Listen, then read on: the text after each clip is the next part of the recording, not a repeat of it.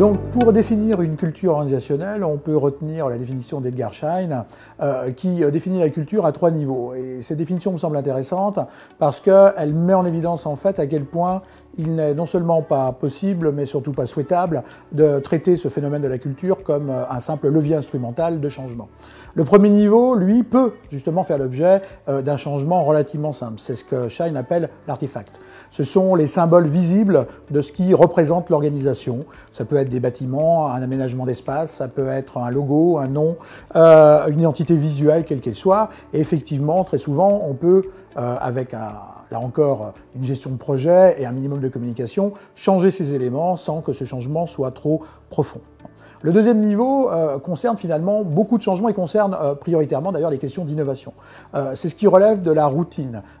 c'est ce qui relève finalement des rites, des mythes qui existent dans une organisation, qui convient de comprendre et qui convient de prendre en compte si on veut justement faire évoluer eh bien, ces rites et routines. Exemple, si l'on considère qu'un mode de travail qui est intégré comme étant normal dans l'organisation doit évoluer parce qu'il ne produit plus les effets souhaités ou qu'on veut produire de nouveaux effets ou apporter un nouveau service, eh bien il va se falloir non seulement mettre en place un nouveau dispositif, de nouvelles règles, de nouvelles procédures, mais il va falloir comprendre ce qui était ancré dans ces pratiques pour pouvoir accompagner leur évolution.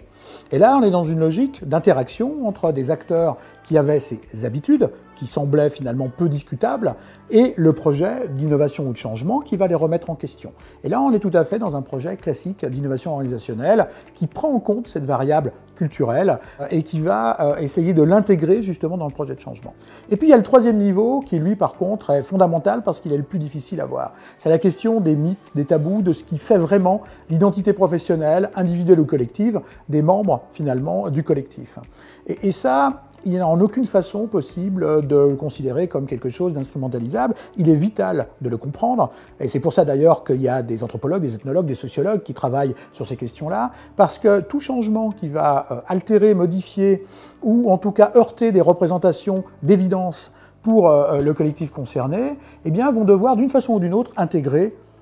cette réalité, ces identités professionnelles ou ces certitudes qu'ont intégré les acteurs au fur et à mesure justement de leur expérience dans l'organisation ou dans un métier donné. Et donc très souvent les conflits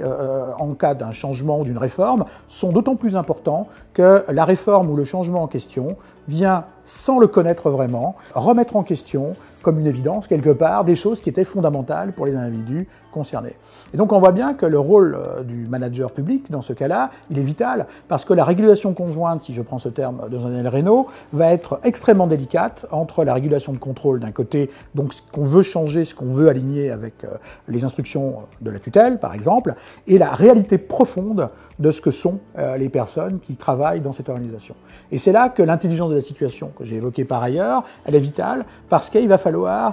ajuster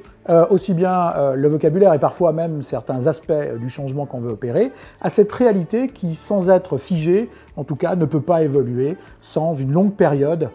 d'échange.